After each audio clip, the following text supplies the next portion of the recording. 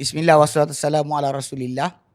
Okey, berkenaan dengan apa soalan yang Kiki tanya kesempatan tadi kan. Dan sebenarnya kalau ikut dalam Quran Karim, dua ayat sebenarnya, dua tempat tajuk tentang apa Firaun minta kepada menteri dia binakan bangunan yang tinggi untuk dia intai Tuhan Musa. Satu dalam ayat surah Qasas 38. Qasas Qasas, dan satu lagi dalam surah Ghafir.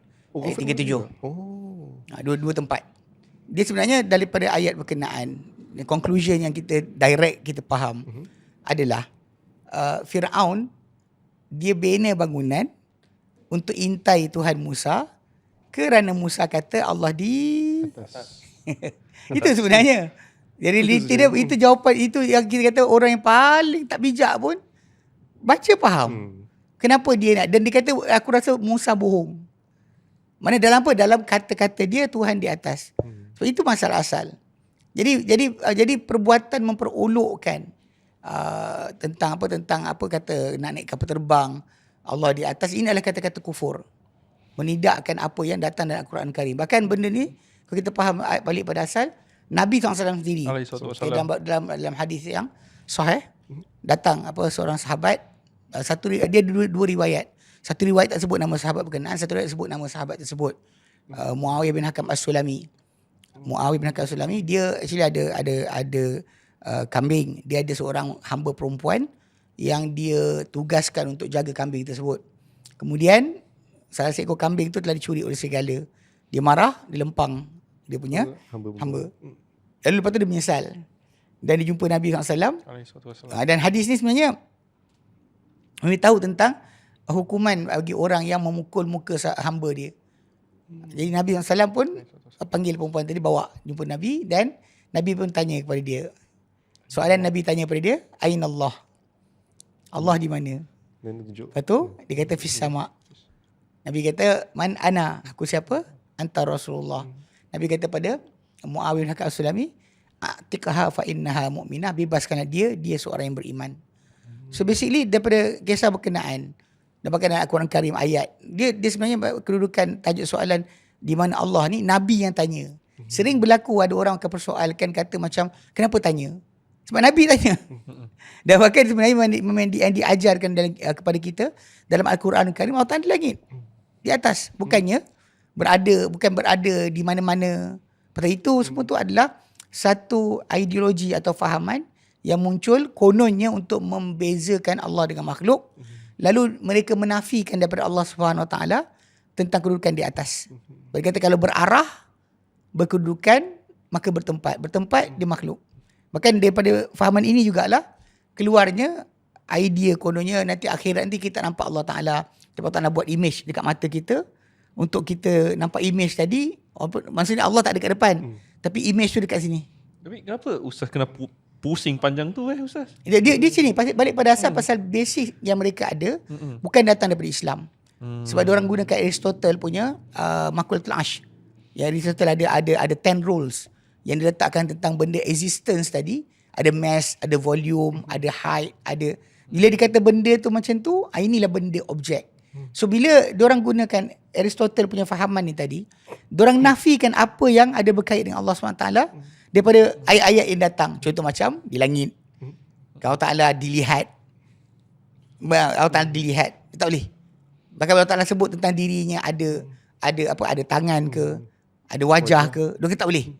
Sebab dia kata bila ada saja mass, ada volume, maka dia dah dikuasai ilmu masa dan tempat. Dia kuasai ilmu masa dan tempat, maka bagi dia itu makhluk.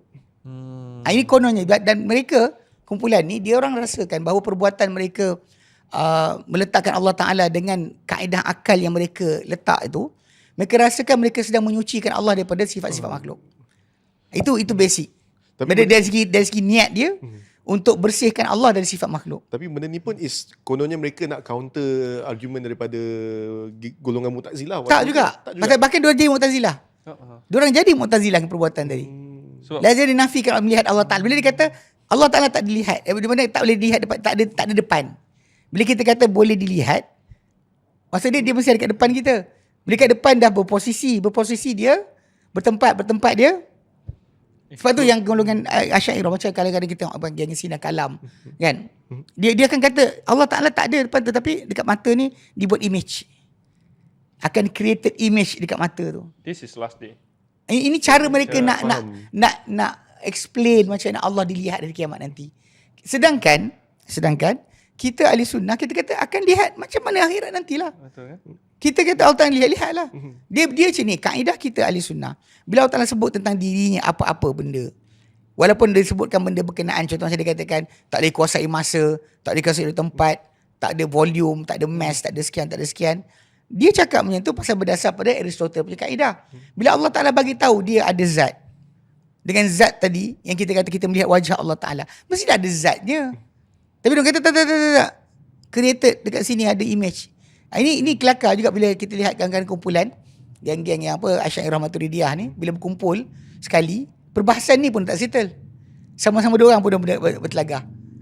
Kita sendiri kita dah ada satu idea yang jelas datang dari Quran dan Sunnah, bahawa kita akan lihat Allah Ta'ala hari kiamat nanti.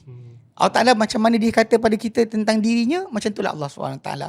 Cuma tidak ada bagi kita pengetahuan bagaimana untuk dibandingkan. So Allah Ta'ala laisa kamitslihi syai'. Dia kata macam dia mendengar. Dia mendengar, kita mendengar. Tapi mendengarnya Allah dengan cara dia yang maha tinggi, maha agung, maha sempurna. Kita mendengar cara kita. Macam tu juga patut kita aplikasikan kepada apa sahaja yang disebut tentang diri dia. Tapi masalah yang kita hadapi sekarang ni, bila macam kes yang aku nak naik atas, dengan terang-terangan kata-kata kumpulan ni, geng yang mengikut fahaman ilmu kalam ni, dia dengan terang-terangan dia menafikan ayat Quran. Betul. Dengan direct. Bila kita tanya soalan simple je, Nabi Isra' dan Mi'raj. Isra' ke Baitul Maqdis, Mi'raj ke Langit. buat apa? Buat apa? Bahkan turun naik Nabi SAW ketika apa? Ketika mana dapat perintah solat. Nabi ceritakan yang detail. Mula turun dah dapat perintah solat 50. Turun lintas jumpa Musa. Musa kata Tuhan kau beri apa? Pergi naik atas balik, minta kurang. Minta turun naik. Daripada 50 jadi 45, turun 5. Jadi dah buang sampai tinggal 5 je. 45 telah dibuang. Musa kata pergi naik balik. Jadi benda tersebut dengan jelas kita tahu bahawa naik turun tadi buat apa? Yang peliknya diorang tak boleh terima. Alasan dia tadi tak boleh bertempat dia makhluk. Ulang balik benda ni yang awak cakap ni adalah Nabi cakap ke? Allah cakap ke? Ataupun kamu yang bermandai-mandai? Itu masalah dia. Dia bukan benda tersebut payah nak faham. Doa kita diangkat ke atas. Dalam surah Al-Baqarah ayat 143, 144. Allah kata qad nara taqalluba wajhika fis sama'. Kami telah lihat bolong baliknya wajah engkau ke langit. Nabi tunggu datangnya wahyu alih kiblat. Nabi tengok ke Langit. tengok ke atas, kenapa? Itu semua secara fitrahnya. Kita semua faham benda tadi. Tapi dalam masa yang sama, yang kita kata benda ni, yang kita pelik. Kenapa berlaku ni? Sebab diorang mengagungkan falsafah Yunani punya ideologi tadi. Aristotle. Kalau kita dengar, banyak geng-geng Asy'ariyah ni, terutamanya, mereka puji Aristotle tu, melambung-lambung. Dia genius. Dia sekian. Jadi dia nak gunakan Aristotle ni lah cara bagi memahami Quran dan Sunnah. Tapi Aristotle bukan Islam. Itu tak penting. Bagi diorang itu tak penting. Yang penting dia genius. Sudah. Pasal diorang ikut pasal ilmu kalam yang mereka amalkan adalah daripada Aristotle. Dia bukan Islam punya ajaran. Sebab tu diislamkan. Zaman Abu Hamid Al-Ghazali, Imam Juwaini, diislamkan ilmu kalam tadi atau ilmu mantik atau logik. Logik Greek tadi diislamkan. Lepas diislamkan tadi, itulah menyebabkan diorang tak boleh detach daripada kaedah tersebut. Sebab tu diorang akan nafikan. Walaupun Quran datang ni, bagi kita tengok kenapa bila kita cakap itu ada orang tak puas hati bila kita kata mendahulukan akal ke atas nas. Ni lah dia. Contoh dia. Kenapa mereka mendahulukan akal daripada nas? Sebab pasal bagi diorang akal itu adalah dalil. Kita akal bukan dalil. Akal membantu kita faham dalil. Akal bukan dalil. Nak faham benda ni? Macam mana akal ni dengan dalil kita nak pergi ke jumpa mufti. Tanya soalan. Kita pun order Grab driver datang. Nak pergi ni? Nak pergi mufti. Okay. Jawab mufti. Sampai pergi mufti, kita bertanya soalan. Dapat jawapan. Okay. Lepas tu bila kita turun, daripada Grab tu tanya, mufti jawab apa? Mufti jawab, tak boleh. Haram. Daripada Grab kata, tak betul tu. Halal sebenarnya. Faham tak? Membawa kita jumpa mufti, betul lah dia. Tapi dia bukan mufti. Akal kita macam tu, membawa kita kenal dalil. Tapi akal bukan dalil. Akal, dia bawa kita, dia guide kita untuk kenal. Oh ni, ini kita kenal. Jalan pergi mana kita kenal. Dengan akal. Tapi masalahnya akal itu bukan dalil. Tapi By itself bukan dalil. Tapi diorang tidak. Bagi diorang akal itulah dalil. Bahkan nas itu bukannya dalil. saya tak faham macam kenapa, sebab tak ke macam dia macam menganggap macam nas sedia ada tu tak cukup. Padahal kita tahu Islam ni adalah agama yang komplit. Ulang balik. Pasal masalah diorang mengagungkan falsafah, bukannya agungkan nas. Kalau letak Nabi sebelah, Aristotle sebelah, dia boleh pilih Aristotle.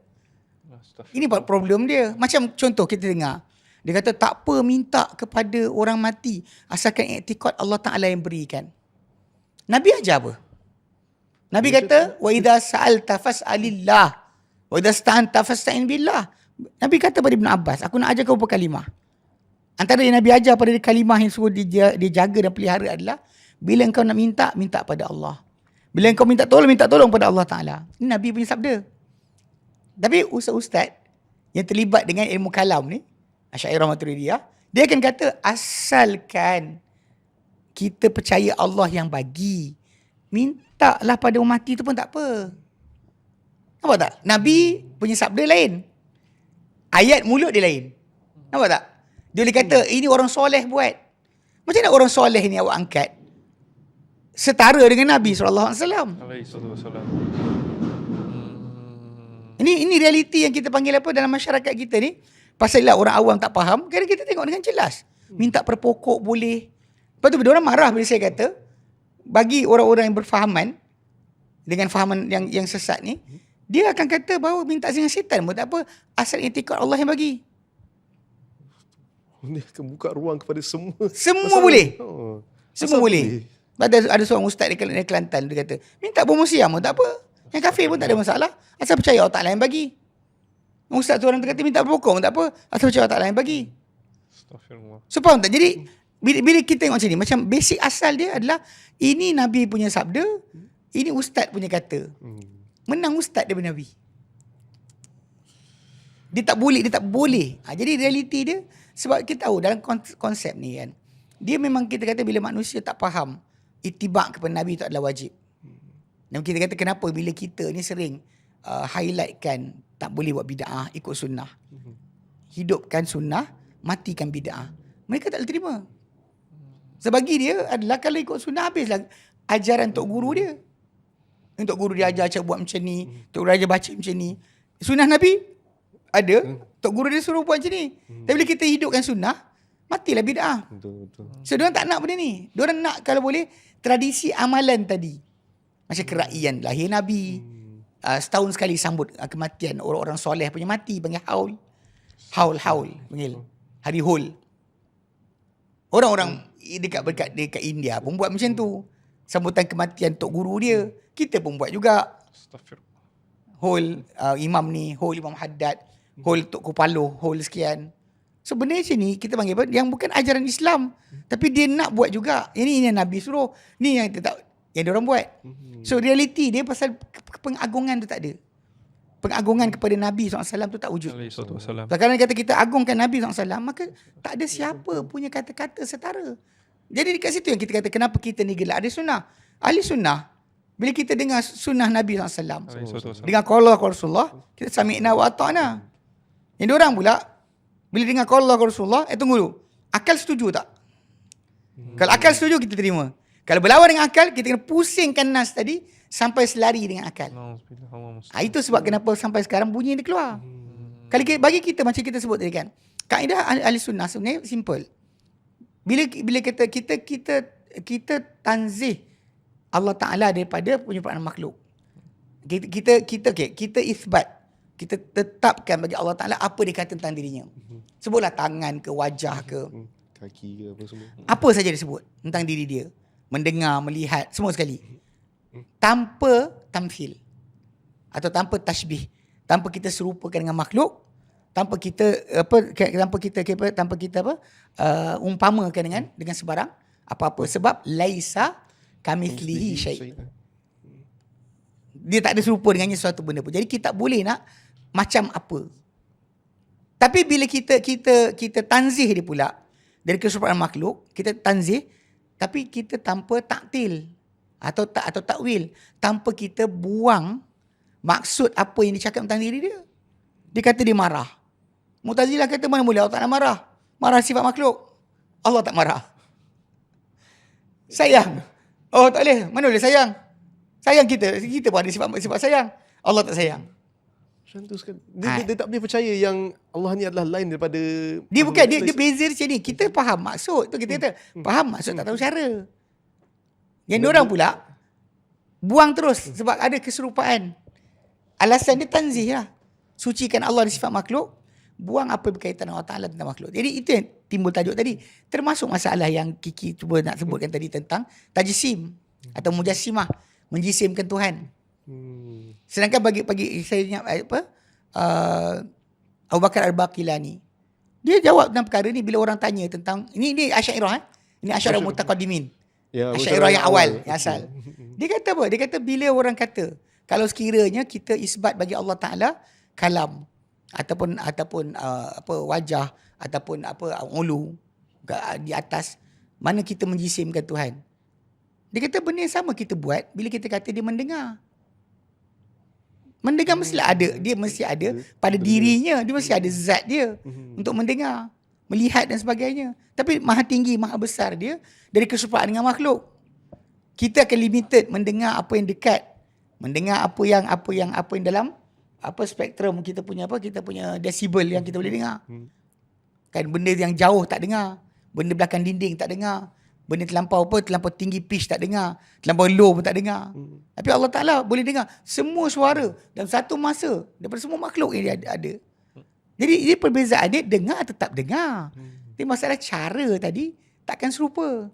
Macam tu juga kita patut faham pada masalah tangan ke, wajah ke, masalah melihat Allah Ta'ala di hari akhirat ke, semua tak patut berlaku pada kita penafian. Tapi dia akan nafikan awal-awal sebab kaedah ilmu kalam yang mereka pegang tadi, itu yang menjadi asas untuk mereka nafikan daripada Allah Ta'ala kedudukan ke, arah ke, wajah ke, dinafikan sebab itu, bukan sebab kerana Allah kata tak ada. Ni boleh saya kata macam asalnya niat baik, macam nak menyucikan Allah daripada sifat-sifat makhluk, tapi mereka overextend benda tu. Boleh dikatakan macam tu. Kita tahu niat dia, tapi masa kita tahu bahawa benda ni bukan daripada Islam. Sebab benda ni tak pernah dikatakan oleh para sahabat. Betul. Macam bila sebut para tabi'in dan sebagainya, atau macam zaman Imam Ahmad bin Hanbal, kan bila berlaku Mu'tazilah menguasai kerajaan, paksa orang kata Quran tu makhluk. Jadi simple logik. Tadi tak cakap, sekarang cakap. Itu je. Jadi bila baharu makhluk. Itu je. Dulu tak cakap, sekarang cakap. Lepas tu tertulis dekat atas mushaf. Dan kreatif makhluk lah. Tapi problem dia, orang ada masalah adalah Allah Ta'ala tak pernah cakap macam tu dalam Quran Karim. Seperti Imam Ahmad bin Hanbal, ketika geng-geng Mu'tazilah yang lepas dia tu datang kumpulan-kumpulan macam ni pun sama. Dia yang bila kata apa, Allah Ta'ala berkata-kata tanpa huruf, tanpa suara. Sama juga. Ini daripada Asy'ariyah. Keluar huruf tak ada suara. Dia kata, dia faham tak? Dia tak nak pasal kita. Dia kata kita bercakap huruf ada suara. So kita orang bercakap mesti lain. Ada orang yang letak kaedah akal tadi untuk buang. So, jadi bila kita lihat dalam Al-Quran Karim, contohnya dalam surah Taubah, Allah kata apa? Wa in ahadun minal musyrikin astajaraka. Jika ada siapa di kalangan orang musyrik minta perlindungan dengan engkau, minta pertolongan untuk lindung diri dengan engkau, fa'ajirhu, lindunglah dia, hatta yasma'a kalam Allah, sampai dia dengar kalam Allah. Soalan. Kalam Allah tu apa tu Quran? Okey, kalau dia kata Quran dibaca, yang baca Kiki. Quran Allah Ta'ala panggil apa? Quran yang Kiki baca. Kalam Allah. Kalau bertulis pun kalam Allah. Bukan, itu kata Imam Ahmad kata, kau bagi sini pada aku, Quran atau sunnah, aku cakap. Pasal tak ada. Dia bukan masalah dia orang dengar kalam Allah direct daripada Allah Ta'ala. Tapi dengar daripada kita. Tapi setiap Allah Ta'ala panggil, Kalamullah. kalam Allah. Sebab tu simple as that. Kita tak perlu masuk kepada mempersoalkan. Panggil Quran, kalam Allah, habis cerita. Yang kita kata macam, tapi yang baca Kiki. Bukannya. Apa tak? benda dia baca? Okay. Di sini tajuk dia. Okey, dari segi masalah asal, perbuatan mereka ni konon macam nak menafikan keserupaan Allah dengan makhluk. Tetapi berakhir dengan menjadi mereka membatalkan Quran dan hadis. Quran datang, hadis datang, buang. Saya tadi macam kes masalah otak di atas ni. Ini ijma'. Literally Mutawatir. Doa kita naik ke atas. Nabi Isra Mi'raj Nabi naik ke atas. Allah sebut dalam Quran. Bahkan Sidratul Muntaha tu ada dekat atas. Bila Allah sebut dalam surah An-Najm kan, berkenaan dengan apa? Nabi lihat Jibril dan rupanya yang asal pada kali kedua. Walaqad ra'ahu nazlatan ukhra. Dia Muhammad telah melihatnya Jibril pada turun kali kedua. Inda Sidratil Muntaha. Ketika di Sidratul Muntaha, indaha jannatul ma'wa, di sisi Sidratul Muntaha tu ada syurga tempat kembali. Memang benda tu disebut dengan directly dalam Quran Karim.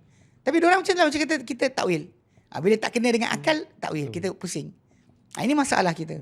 Jadi segi asal benda ni, masalah mujassimah sebagainya, tuduhan yang diberikan hanya kerana kononnya sucikan Allah Ta'ala makhluk. Tapi last sekali, cara penyucian tadi adalah dengan mengabaikan semua pengertian yang datang daripada Quran Sunnah. Seolah difirmankan kepada kita, contoh macam Allah Sami'. Apa Sami'? Tak tahu. Apa Basir? Tak tahu. Kita kena nafikan. Kita pasal tak nak keserupaan. Kalau kata mendengar, mana terjemah Syekh? Habis tu Allah Ta'ala Sami'un Alim. Sebab tu ujung ayat 11 surah Asyura tu, laisa kamithlihi syai' wa huwas sami'ul basir. Allah Maha mendengar, Allah Maha melihat. Sebab tu kita kat situ tajuk dia. Bila kita ambil portion pertama ayat tu, kita isbat untuk Allah Ta'ala apa dia cakap tentang dirinya tanpa kita tamthil, contohkan ataupun kita serupakan Allah Ta'ala dengan makhluk dia. Sebab laisa kamithlihi syai'. Tapi bila kita sucikan dia daripada sifat makhluk dan kita abaikan apa dia kata tentang diri je. Sebab tu di ujung tu dia kata wa huwas sami'ul basir. Tak orang dah kata tak faham pula. Sami' basir tu kita pun sami' basir juga. Yang kita tanzihkan dia adalah keserupaan dengan cara makhluk. Tapi mendengar tu kita faham. Dia mendengar dengan cara dia sendiri. Ya, yang Lihat lebih cara agung, sendiri. lebih mulia. Betul, Kita dengan cara kekurangan. Macam tu dengan masalah wajah ke, masalah tangan ke. Faham kalimah tak tahu cara. Itu masalah dia. Yang ni dia tak boleh terima. Dia kata bahawa benda ni adalah benda yang dibuat oleh Ibn Taymiyah. Tapi sebenarnya Al-Baqilani yang dikatakan sebagai ulama Asy'ariyah lah, antara yang ikut Abu Hasan Asy'ari punya fahaman, dalam buku dia terangkan benda tersebut. Dia kata Allah di atas. Sebab tu kita Abu Hasan Asy'ari sendiri pun dia kata Allah di atas. Allah ada mata. Dia cakap yang tu.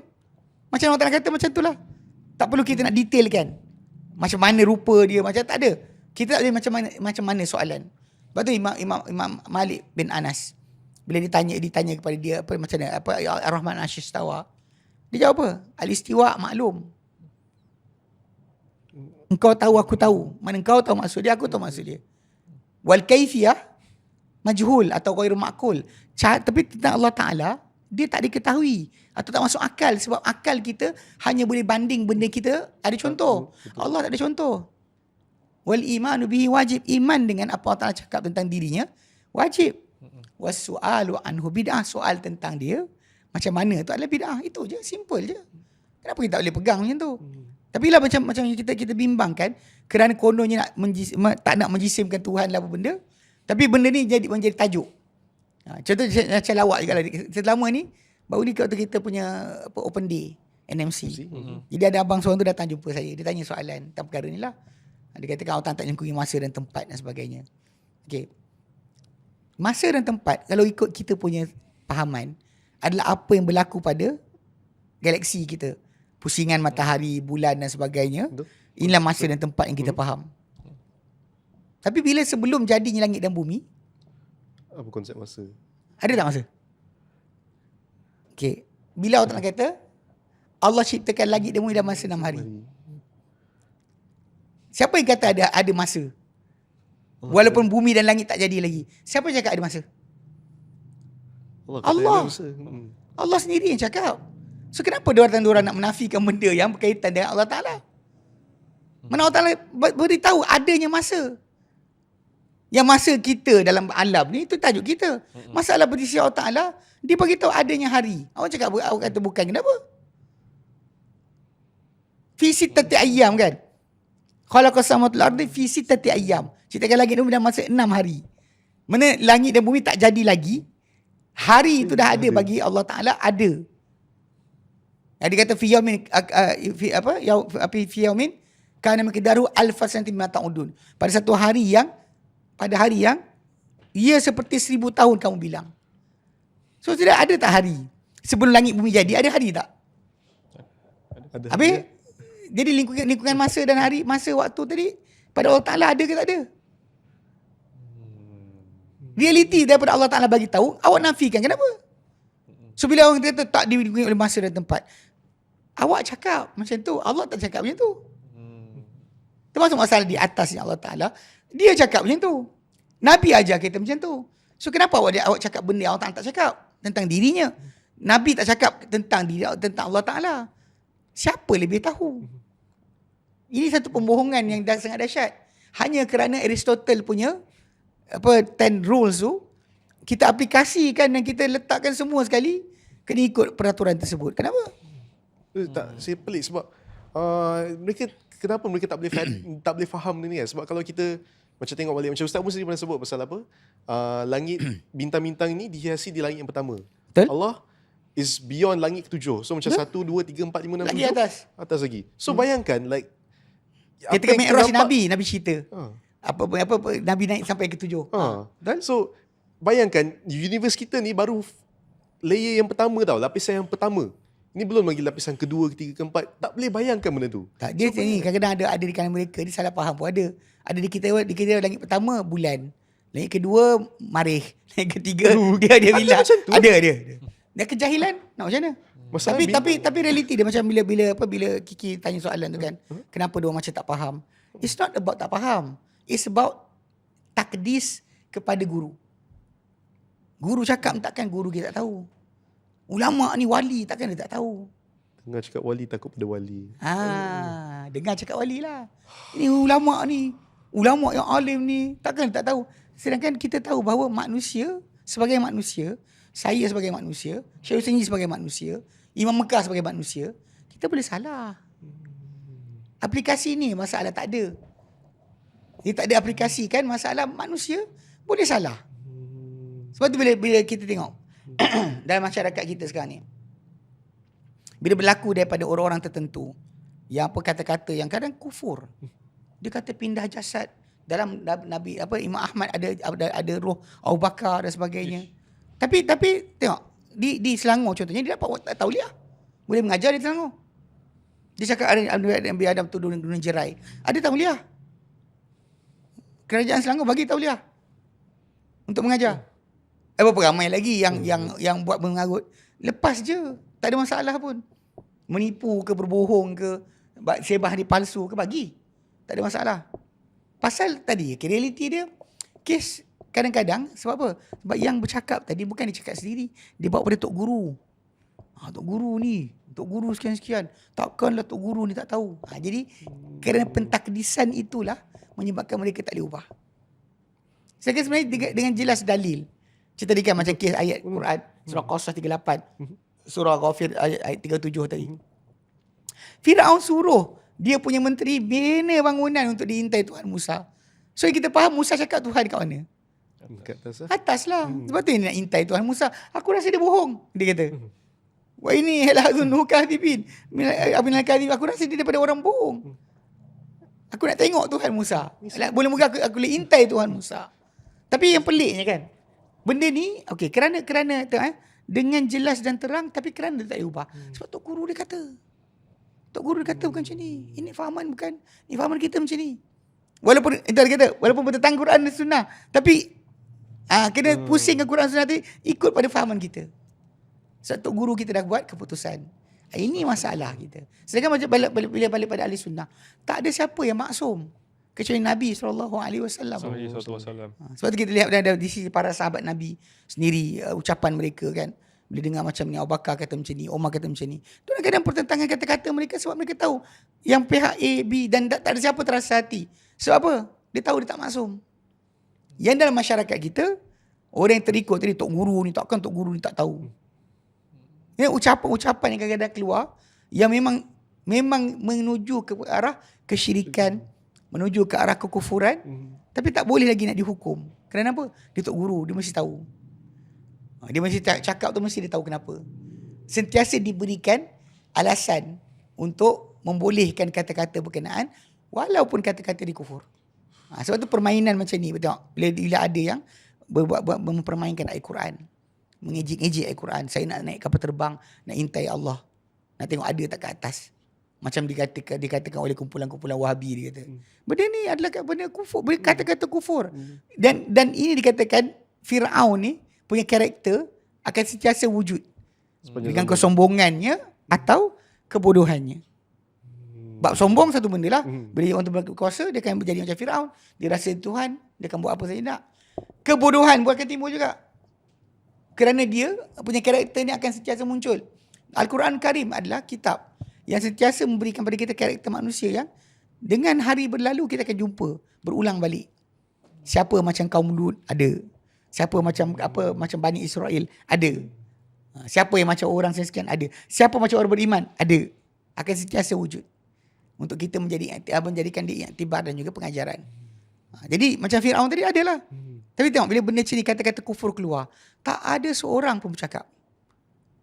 Tak ada pensyarah universiti ke, tak ada apa presiden mana-mana mana pertubuhan mana-mana ke nak tegur, tak ada. Takkan tegur. Dibiarkan je. Biarkan. Tapi kalau awak pilot, awak jangan cakap pasal agama. Tu masalah dia. Awak tak ada kelulusan. Awak pun mu'alaf yang cakap pasal agama. Astagfirullah. Dia ini yang berlaku dalam masyarakat kita. Sebab bila benda tu salah daripada orang bergelar ustaz atau orang yang kononnya ada pelajar agama, kita biarkan. Biarkan cakap. Tak tegur. Dan ini disebabkan kejahilan kita sendiri. Tak ada, bukan. Masalah tadi, masalah ketaksuban. Ketaksuban. Kerana orang tu daripada grup kita. Cuma bukan grup kita. Laju kita tegur. Faham. Ni memang golongan yang tak boleh terima kebenaran. Sebab kita tahu kebenaran tu bukan milik seorang atau milik satu golongan. Inilah milik, boleh jadi sesiapa saja boleh jadi betul. Betul. Itu masalah. Itu realiti yang kita kata agama Islam ni agama yang sempurna. Sebab tu kalau sesiapa yang datang tanpa dalil, tanpa bukti, dengan idea, kaedah tersendiri, maka dia masalah. Macam saya sebut tentang masa tadi kan. Benda ni waktu yang abang tu tanya, puteri diam. Betul juga. Kalau orang tu kata Allah tak lingkungi masa dan tempat, macam dia orang ambil Aristotle punya fahaman tadi. Then Allah Ta'ala sebut dia jadikan langit dan bumi dalam 6 hari tu, apa cerita? So ada masa tak? Ketika Allah Ta'ala jadikan langit dan bumi tu dalam masa 6 hari, ada tak hari tu? Betul juga. Tak tahu. Tak ada. Dia pasal langit bumi tak ada lagi. Langit bumi tak ada lagi tau. Langit dan bumi tak wujud lagi. Mana Allah Ta'ala jadikan. Ada. Bahkan ditulis ketentuan makhluk sebelum langit dan bumi jadi. 50,000 tahun. Ada jarak ke? Ada masa tak? Soalan. Adalah. Takkan awak tak pandai-pandai kata tak ada pula. But how it is, kita tak tahu. Kita tahulah. There's no benda tu ada tapi cara tak tahu. Cara tahu tak ada sama. Pasal cara kita mengira hari dengan pusingan matahari terbenam terbit. Di sisi Allah Ta'ala cara yang berbeza. Pasal Allah Ta'ala lebih agung, lebih mulia, lebih tinggi, lebih besar, lebih berkuasa. Untuk apa dia kata dirinya, kita ada nafikan. Cuma cara kita takkan serupa. Macam mendengarnya Allah Ta'ala, tak macam mendengarnya kita. Macam kalau Allah Ta'ala kata bersemayamlah dia. Macam mana? Janganlah samakan. Tu ada setengah orang kata yang mempertahankan fahaman ni lah kan sebenarnya kan. Dia kata macam bila kita dengar bulat-bulat Sami'na wa ta'na, dia kata benda tu is blind faith. Macam kita bulat-bulat je percaya. Kita bulat-bulat je. Memanglah pasal benda ghaibiyat. Kalau dia macam ni, takwilan hanya berlaku bila benda tu mustahil. Kemustahilan tu, itu berdasar pada keadaan. Contoh, nak faham Kalau kita tinggal di Malaysia ni, saya kata, Kiki, Hilmi, sorry lambat. Tadi ada rimau tengah jalan. Okay. Pada awak yang mendengar, kita tinggal Kuala Lumpur, kat PJ ni, biasa kata, rimau awak faham rimau apa? Minta maaf lambat, ada rimau tengah jalan. Awak faham rimau betul ke awak start fikir? Mesti ada benda lain masuk Ustaz Adli. Kereta Syekh kot. Okay. Tak kira lah. Okay. Maksudnya kita akan mula assumption kita. Bayangkan bukan yang asal, bukan betul. Tapi kalau kita tinggal di Kenya. Di Greek lah, di Greek. Greek. Jalan Greek. Benar orang terlintas kan. Orang balik ke Kelantan. On the way ikut LPT, ikut Greek. Minta maaf dah lambat lagi mau tengah jalan. Orang kampung fikir apa? Rimau. Betul. Kalau kita duduk kat Kenya, minta lambat ada singa tengah jalan. Singa betul lah. So basically benda ni penafian bila ada kemustahilan ikut logik akal. Tetapi soalan, boleh tak betul-betul rimau terlepas kat depan ni? Boleh je. Ada rimau terlepas daripada zoo negara. Jalan dekat PJ ni. Kita pun sangkut tengah jalan sebab rimau ada. Boleh berlaku. Okay, sekarang ni pada Allah Ta'ala, dia tak berbandingan. Bila dia kata ada ke tak ada, kita cuma terima. Sebab kita tak boleh mempersoalkan. Sebab kalau kita kata tak ada, kita dah tahulah, dah nampak. When you deny something yang Allah Ta'ala kata tentang dirinya, awak dapat ilmu mana?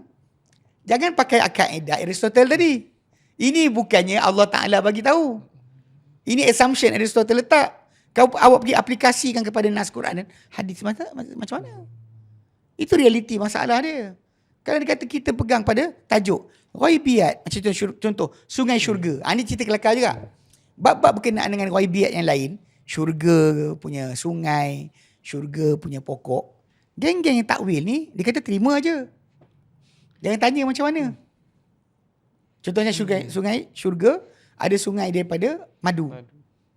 Kalau ikut logik akal kita, ujung sungai tu ada beribu-ribu, juta-juta lebah duk keluarkan madu dari punggung dia. Berapa ekor? Kalau lembu, kalau sungai susu, berapa ekor lembu nak perah hujung tu?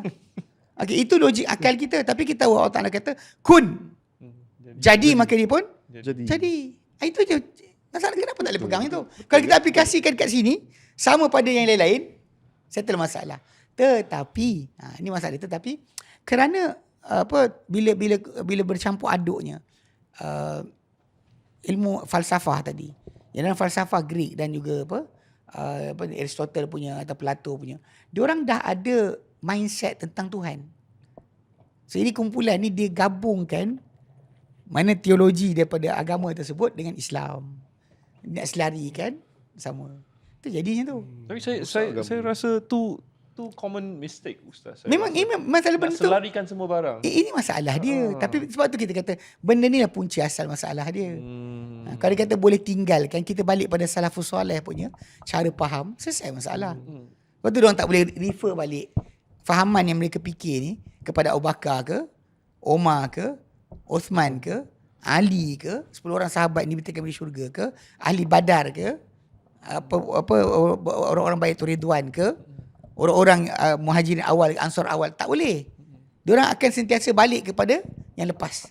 Tapi Ustaz, boleh saya tanya, kalau macam kenapa susah untuk orang untuk membawa diri mereka untuk sami'na wa ta'na?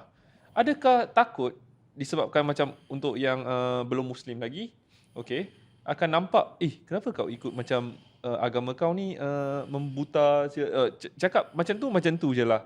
Padahal, tapi kita tahu dalam agama kita, what Allah has said, what the Prophet has said, kita ikut saja. Adakah sebab ada perasaan takut atau malu macam tu? Dia takut malu tu itu mungkin. Okay? Pasal kadang takwilan tadi dibuat untuk logik. So means that the logik tadi lebih dijaga banding dengan apa yang dikehendaki Allah Ta'ala dan Rasul. Sebab just because nak explain kat orang macam mana. Dia tak pasti macam mana pun. Sebenarnya realiti dia pada sudut asal. Macam kita lihat kan, macam kita kata kita rasa angin ada. Kita rasa angin ada ni dengan sebab kita nampak ke? Angin tersebut? Atau kita tengok kesan dia? Kan? Kita hanya percaya angin ada sebab kesannya. Sama juga dengan graviti. Bukan, macam otak. Kan? Pokok goyang. Kan? Lepas tu kemudian tu Kita rasa dia punya pergerakan. Kita hanya percaya dengan kesan. Dan Allah SWT macam tu, kita percaya dengan tanda. Sebab tu Allah Ta'ala sebut tanda-tanda dia. Inna fis samawati wal ardi. Ini surah Al-Jathiyah ayat 3. Sehingga di langit dan di bumi. La ayatil lil mu'minin. Ada tanda-tanda untuk orang yang beriman. Wa fi khaliqikum, pada penciptaan kamu. Wa ma yabuthu min dabbah, apa yang Allah jadikan melata daripada binatang-binatang yang melata. Ayatul liqaumin yuqinun, ada tanda untuk kaum yang meyakini. Waqtilafil laili wan nahar, perbezaan malam juga siang. Wa ma anzalallahu minas samaa'i min rizqin, apa yang turunkan daripada langit bentuk rezeki, itu hujan. Fa ahya bihil arda ba'da mautiha, Allah hidupkan bumi selama ia mati. Wa tasrifir riyah, kan, perubahan peredaran angin, monsun badai musim laut. Ayatul liqaumin yaqilun, ada tanda-tanda untuk kaum yang berakal. Ujung tu Allah kata apa? Tilka ayatullah, itu tanda-tanda Allah, bukti-bukti Allah. Natsluha alaika bil haqq, kami sampai kepada Muhammad dengan kebenaran. Fa bi ayyi haditsin ba'dallahi wa ayatihi yu'minun, maka dengan manakah cerita lagi selepas Allah dan tandanya akan mereka beriman. So memang kita kata dari sudut itu, ya. Adapun pada masalah kita bukan ikut membuta tuli, bahkan kerana beriman dengan Allah lah kita ikut. Kerana beriman dengan Rasul lah kita ikut. Tanpa ada iman tadi, kepercayaan tadi, kita tak mula ikut. Bukti kukuh semua dah ada. Kenapa orang masih nak cari bukti yang lain? Ya. Tapi ini masalah tadi. Jadi kadang-kadang kita sebut dari awal tadi, mereka mengagungkan akal mengatasi nas. Itu tajuk dia. Kalau nak kata benda tu hilang, ada yang hilang lah yang lain. Tapi kalau dia kata benda tu masih ada kekal, ni kita tak boleh buat apa. Dia akan kekal macam tu. Selama ni pun dia pusing balik. Tapi sentiasa yang dilagakan dengan nas tadi adalah kaedah-kaedah Aristotle letakkan, itu dijadikan sebagai basic untuk perkara tersebut. Okay? Okay. Alhamdulillah. Dan Ustaz, saya ada satu soalan lagi. Biasanya saya tak berapa faham, tapi kadang-kadang saya terjumpa jugalah istilah ni, iaitu furuk. Furuk bercabang lah. Furuk akidah. Ada ke, saya nak tanya Ustaz, adakah akidah kita bercabang? Okay. Ini macam ni. Kalau tajuk berkenaan dengan furuk akidah ni, kalau dimaksudkan contoh macam detail.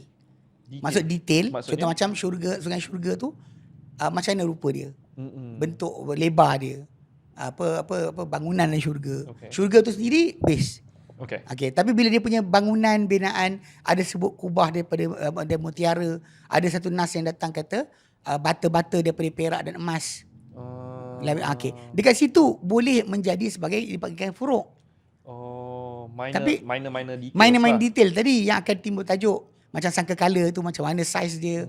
Itu benda-benda macam tu, ya, kita akan kata furuk. Tapi masalah wujud sangkakala tadi atau syurga tadi, itu bukan furuk. Sekarang ni macam berkenaan Allah SWT. Allah Ta'ala kata tentang dirinya. Betul. Itulah dia patut kita beriman. Manalah kita cakap yang lain. Sebab Allah Ta'ala bukannya difikirkan dengan akal. Tak dicapai dengan akal pun. Jadi basis tu tidak untuk takwilkan. Okay. Kadang-kadang macam ni. Yang kadang-kadang yang diorang sering sebut kata furuk dan usul ni. Sebab diorang cuba untuk justify apa mereka buat tu masih lagi okey. Itulah Kak Ustaz. Tapi setahu saya dalam akidah mana ada cabang. Itu saya detail balik. Cabang tadi pada tajuk apa. Saya kena define balik. Benda yang usul dipanggil sebagai cabang. Sedangkan beriman dengan Allah Ta'ala sebagaimana dia firmankan tentang dirinya sendiri, itulah iman bagi yang betul. Itu usul lah. Mana boleh kita kata pasal Allah Ta'ala tak dicapai dengan akal. Tak dicapai dengan akal. Betul.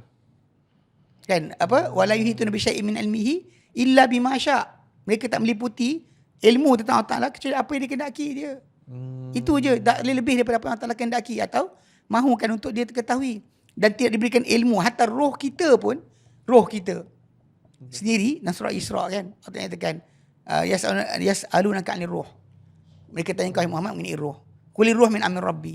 Katakan Muhammad, roh itu daripada urusan Tuhanku. Kamu tak diberikan ilmu mengenainya kecuali sedikit saja. Tentang roh itu sendiri pun hanya sedikit. Mana mungkin kita meliputi tentang Allah Subhanahu Wa Taala. Lepas tu para sahabat Nabi SAW sendiri kan bertanya kepada Nabi, hal nara rabbana yaumal qiyamati, adakah kami akan lihat Tuhan kami pada hari kiamat nanti? Diorang tanya soalan tu. Sebab Nabi tak pernah ajar mereka untuk melihat Allah Ta'ala di muka bumi. Tak pernah ajar mereka lihat di sini. Maka Nabi cuma kata, bila Nabi cakap tak dilihat di sini, Maka mereka tanya, kiamat nanti kami nampak tak? Maka Nabi siap beri kepada mereka gambaran tentang bagaimana akan mereka melihat kepada Allah Ta'ala nanti. Mereka kata, adakah kamu akan berhimpit-himpit, bersesak-sesak pada matahari tengah hari yang tiada antara kamu dengan sebarang awan? Para sahabat kata tidak. Adakah kamu berhimpit-himpit, bersesak, ragu-ragu pada bulan malam 14, mana bulan purnama, yang tiada di antara kamu dengan sebarang awan? Para sahabat kata tidak. Nabi kata macam itulah kamu akan lihat Tuhan kamu nanti. Sendiri maksudnya Nabi dah berikan gambaran yang jelas. Cuma bila tadilah macam kes yang masih lagi pakai Aristotle punya kaedah tadi, tak boleh mass, volume tak boleh ada. Maka dia pun start kata diciptakan di sini image. Maksudnya bila kalau image diciptakan kat sini, depan tak ada. Macam kita macam Matrix lah. Ni tengok movie banyak sangat ni Ustaz ada. Kan dalam cerita Matrix tu kan semua benda tu berlaku bukan depan dia, dalam kepala dia. So tak ada depan, tak ada. Yang ada ni kat sini dibuatkan image. Ini to that extent punyalah nak menafikan tentang tak berjisim, Allah Ta'ala tak ada jisim lah, tak ada inilah, tak ada inilah. Tak ada zat lah. Simple as that. Makin lama makin jauh Tak ada. Kalau sebaiknya saya kata tak ada zat lah. Sebab tak ada. Kalau dia kata ada lah. Kalau ada depan kita. Dia tak boleh. Bila ada depan dia dah. Dia dah mula start bincang. Ada kedudukan, dia dikuasai oleh masa. Ada tempat. Dan makhluk. Dia nafikan macam tu. Kononnya, tajuk asal kononnya untuk menyucikan Allah dari sifat makhluk. Tapi berakhir dengan kufur terhadap ayat Quran dan hadis Nabi SAW. Okay? Nah, Alhamdulillah. And Ustaz, finally, bagaimana cara yang terbaik untuk kita macam nak menasihati seseorang yang mungkin tersilap dalam memahami sifat-sifat Allah Subhanahu Wa Taala tanpa macam menghina atau memperolokkan mereka? Pertama sekali macam ni. Kalau kita kata nasihat, dia ikut kadar juga. Kadar nasihat ni ada kadar dia. Maksud kadar saya tadi, maksud dia ada orang yang kita boleh berikan dia kalau Allah kalau Rasulullah, nak ikut tak ikut sudah.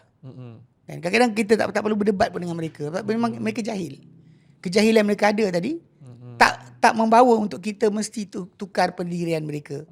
Dan kadang-kadang macam kita sebutlah, macam kadang mereka bukan ahli sunnah. Itu balik asal. Faham. Bukan ahli sunnah. Sebab ahli sunnah ada karakter yang kita bincangkan itu kan. Kita kata sifat pertama dia adalah mengagungkan nas. Kalau yang pertama ni pun dia tak ada, dia macam mana? Kalau dia agungkan akal mengatasi nas, kita nak pusing macam mana? Every time kita kata kalau Allah kalau Rasulullah, dia akan kata tapi ikut kaedah ni, tapi ulama ni kata. Whenever dia oppose kalau Allah kalau Rasulullah bukan dengan penjelasan kalau Allah kalau Rasulullah sendiri, dia masalah lah. Kita tak ada peluang untuk memberikan faedah pada dia. Hanya Allah Ta'ala saja yang boleh ubah hati dia. InsyaAllah. Itu bukan satu cara yang mudah lah. Pasal dia punya basis, cara dia memahami. Macam kita kata ini cawan, dia kata ni kambing. Kita kata ni cawan, kambing. Kita bawa bukti pun dia tak kata kambing. Nah, macam mana? Dia punya mindset dia telah dibentuk macam tu. Sampai kan bila bincangkan macam kes yang budak adalah yang dia kata dia lon aswaja. Dia dengan ucapan dia kata naik kapal terbang, nak intai, nak tengok ada Tuhan ke tidak sebagainya. Perbuatan kata-kata dia macam ni adalah kufur terhadap ayat Quran. Dengan jelas direct. Tapi macam masalahnya, tengok, ada tak bercakap ustaz-ustaz dia ke, tok-tok guru dia ke, pesyarah universiti ke, yang kononnya kalau orang tak bukan bidang bercakap, dia orang akan tegur. Awak kan bidang awak. Tapi ketika orang macam ni bercakap, dia orang diam. Kenapa? Kenapa tak betul kan? Ini realiti yang saya perhatikan agak sedih. Kerana masyarakat Islam kita di Malaysia ni, kadang-kadang kita kata apa? Cuba konon untuk mempertahankan kumpulan, bukannya mempertahankan kebenaran. Kita ada kebenaran, kita ada qala Allah qala Rasulullah, tapi kita menangkan qala Allah qala Rasulullah, kita menangkan kumpulan kita. Okay?